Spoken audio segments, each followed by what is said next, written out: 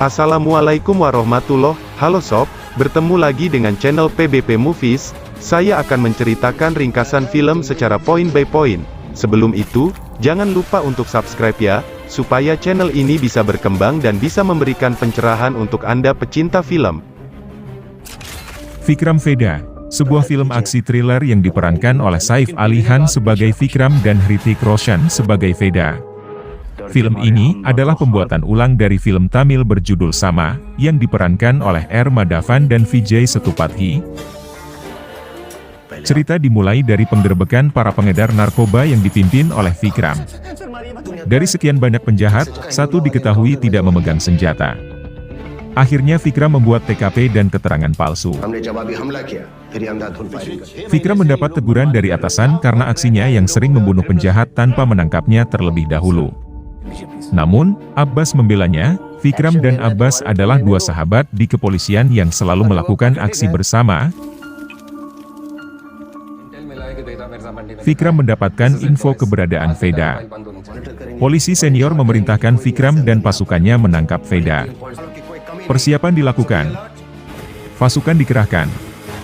Ternyata Vedha sendiri yang datang memasuki kantor polisi dan menyerahkan dirinya.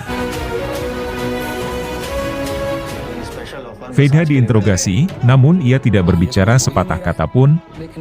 Vikram turun tangan. Ia menginterogasinya langsung. Akhirnya Vedha membuka mulutnya. Vedha menceritakan sebuah kisah masa lalunya. 13 tahun lalu, seorang anak sekolah diculik sepulang dari sekolah. Salah satu bos daerah tersebut, Parashuram, marah karena penculikan terjadi di daerah kekuasaannya. Vedha mencoba memberi ide, namun tidak digubris oleh si bos. Akhirnya Vedha dan teman-temannya menyelamatkan sendiri anak yang diculik tersebut. Sang ayah berterima kasih pada Vedha. Parashuram akhirnya menjadikan Vedha orang kepercayaannya. Vedha mempunyai seorang adik, Shatak. Ia ingin adiknya memiliki kehidupan yang lebih baik darinya. Jadi ia menyuruh Shatak untuk sekolah dan tidak ikut dalam kegiatan buruk di lingkungannya. Suatu hari, terjadi penggerebekan narkoba di daerahnya. Semua narkoba diberikan pada anak-anak untuk menghilangkan bukti. Bablu, suruhan Shiv, menyuruh Shatak membawa paket narkoba tersebut, namun ia menolak. Chanda, teman Shatak, mengambil paket tersebut dengan imbalan 100 rupiah. Shatak dan Chanda ditangkap polisi. Ia mengatakan pada polisi bahwa paket tersebut milik Bablu. Bablu ditangkap dan dipukuli. Paketnya senilai 50.000 rupiah disita. Shiv marah dan menyuruh Bablu memberi Shatak pelajaran. Vedha membalas dendam dengan membunuh Shiv. Pemikiran Vikram sama dengan Vedha. Itulah kenapa Vedha hanya ingin berbicara dengan Vikram. Kemudian pintu diketuk. Pengacara yang juga istri Vikram datang membawa jaminan. Lalu Vedha dibebaskan.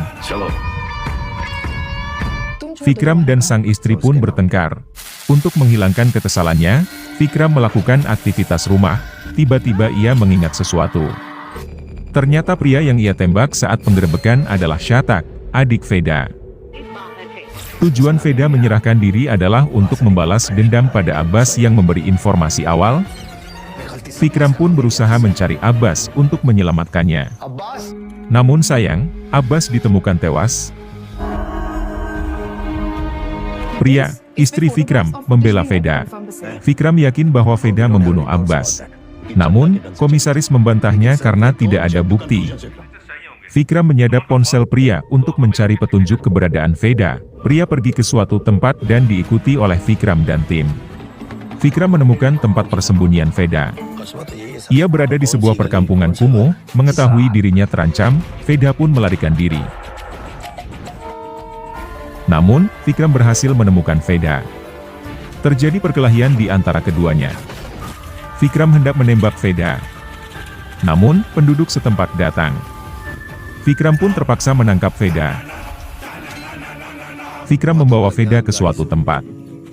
Saat ia hendak menembak Vedha, Vedha menceritakan sebuah kisah. 3 tahun lalu, Vedha menerima setumpuk uang dari seorang pejabat.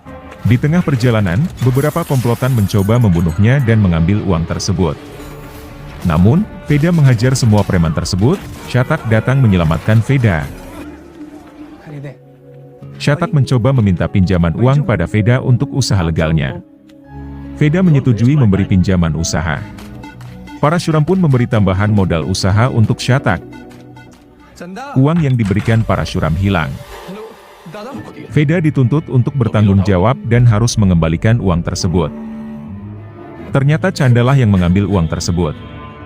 Veda mengembalikan uangnya pada Parashuram, namun Parashuram menyuruh Veda menghabisi Chanda. Kembali ke masa kini, Veda mengalami dilema apa yang harus dilakukannya. Ia meminta Vikram menjelaskan apa yang harus dilakukannya.